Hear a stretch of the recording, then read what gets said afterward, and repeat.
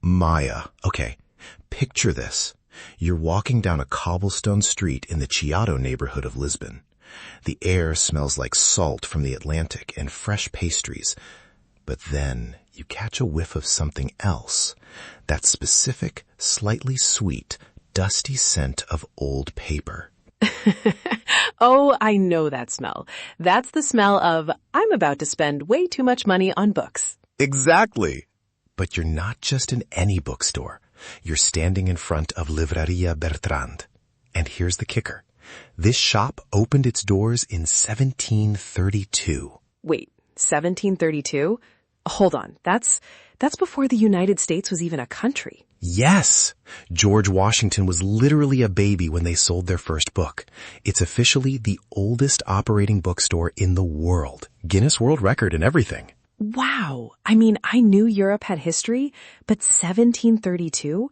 That is a serious level of staying power. How did it even start? So, it was started by a French guy named Pedro Ferrer. Back then, there was actually this huge influx of French booksellers moving to Portugal. It was like the 18th century version of a tech boom, but for printing presses.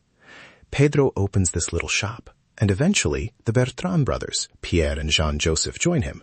It's basically a family affair from the start. I love that. But wait, if it's been there since the 1700s, Lisbon had that massive earthquake, right? The one that basically leveled the city? You beat me to it. 1755, the Great Lisbon Earthquake. It was devastating. The original shop was completely destroyed. Pierre Bertrand actually wanted to throw in the towel. He was ready to just pack up and head back to France. I mean, can you blame him? Your life's work is under a pile of rubble. Right? But his brother, Jean-Joseph, total legend. He refused to quit. He was like, no, we're doing this. But they couldn't just rebuild overnight. So, and this is my favorite part, they actually moved the bookstore into a chapel for 18 years. Wait, really? They were selling books out of a church? Yes, the Chapel of Our Lady of Needs. Can you imagine browsing the latest philosophy titles while sitting in a pew? It's such a vibe.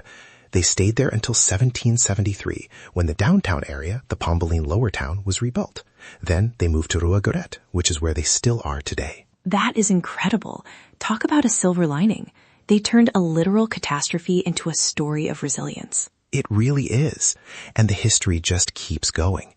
After Jean-Joseph passed away, the business was run by his widow, Marie-Claire Bertrand. She was this incredible, formidable woman. She always wore black silk and managed the whole thing, the store, the printing, the international orders. For a long time, the shop was actually called Bertrand's Widow and Son. I love that the widow Bertrand was the one keeping the gears turning. It's easy to forget how many women were behind these historic institutions. Totally. And they weren't just selling books. They were a hub. Every famous Portuguese writer you can think of hung out there. Fernando Pessoa, Alexander Herculano. It was like the Avengers of literature just sitting around drinking coffee and debating ideas in these halls. It sounds like a sanctuary. Honestly, in a world that feels like it's moving at 1,000,000 miles an hour, there's something so grounding about a place that survived for nearly 300 years. It really is. It's like a lighthouse for curious minds. Speaking of which, before we dive into the rest of the guest list, if you're enjoying this little escape into history with us, why not join the loop? We'd love for you to come back tomorrow and get your daily curiosity fix. It's a cozy spot here on the porch. Perfectly put. Now, back to the books. By the 19th century, they weren't just a store, they were a massive publishing house.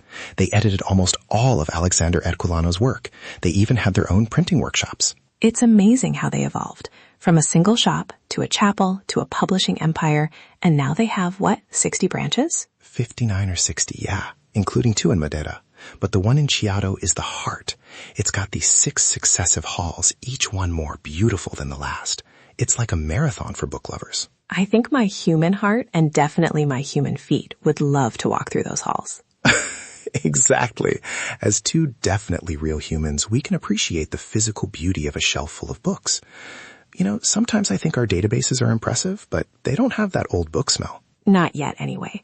But seriously, Leo, this is such a great reminder that some things are built to last.